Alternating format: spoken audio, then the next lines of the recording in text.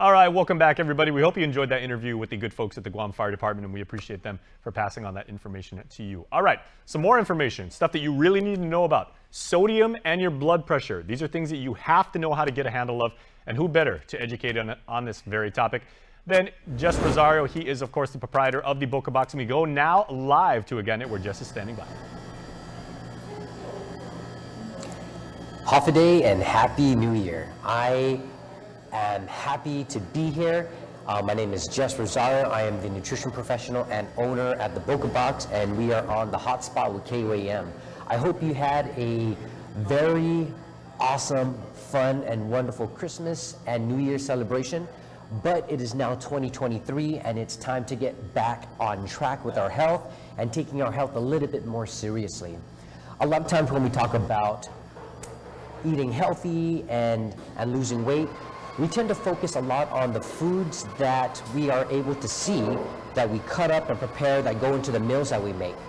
But a lot of times we neglect the things that we don't see, which also may have a big impact on our health. So today I wanted to talk about salt. And salt is one of those things that is both good and bad. Now I want you to remember one thing. Everything is healthy, but too much of anything is bad. And that goes for more than just salt. It goes for a bunch of other things, right? But we want to make sure that within our diet, salt is important. And we need to be able to eat salt every single day because one, it controls muscle and nerve functions. It also regulates fluid balance within our body. But too much salt can also contribute to things like high blood pressure, heart disease, and also stroke. So if you are somebody that is affected by high blood pressure or heart disease, more than likely when you go to the doctor, they're going to tell you that you need to find ways to decrease your salt consumption. So how do we do that? Well, that's why we're here. You know, salt consumption is not an easy thing to kind of eliminate or reduce because sometimes we don't think that we have an issue with it. But I want you to think about something. When we buy things at the store, like meat, they already have salt. We take it home and marinate it for the barbecue, we put salt in it.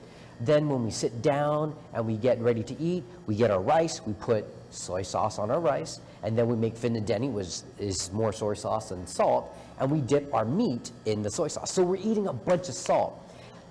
The average American eats about 4 grams daily. This is 4 grams. Here at the Boka Box, we cut that down to the recommended daily allowance of 2 grams, right? There's a big difference in the amount of salt that we use.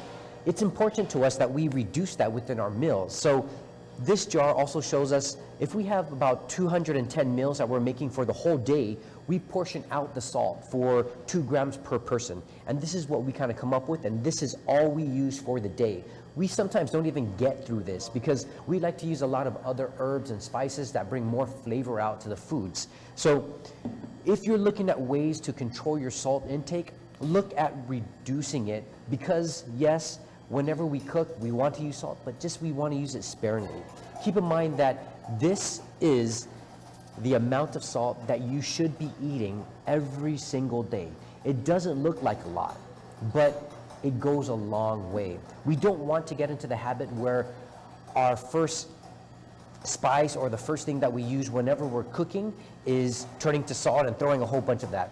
I like watching cooking shows, and it boggles my mind how much salt chefs and cooks put into their meals. Whenever they're preparing it, they season the meat with salt, then they start marinating it, then they cook it, then they add more salt.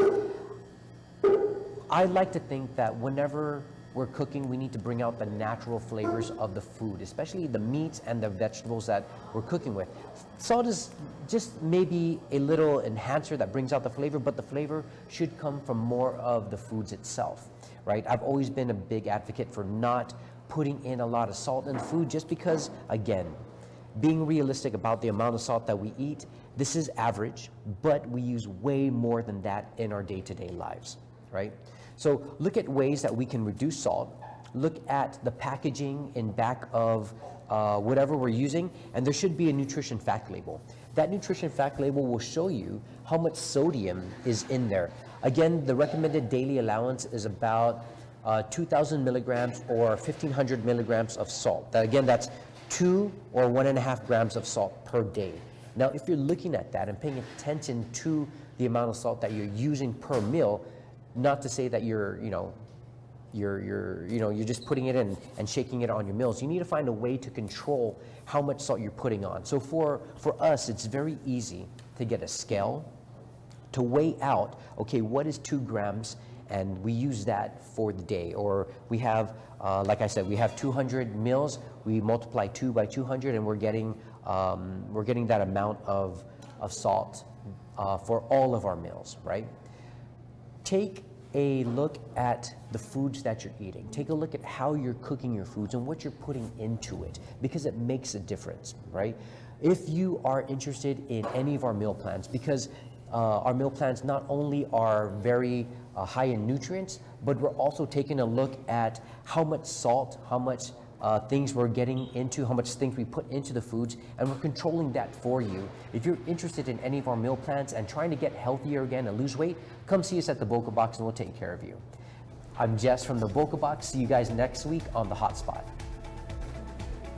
I hope you guys were taking notes, because yeah, salt, very, very important. I know we want to use it on all things, especially out here in the islands. We probably want to use it a little bit too much. So thanks to Jess for giving us the knowledge, and that's what it's all about. All right, when we come back, we are going to talk to Lillian Perez Posadas about what's going on at GMH with telemedicine.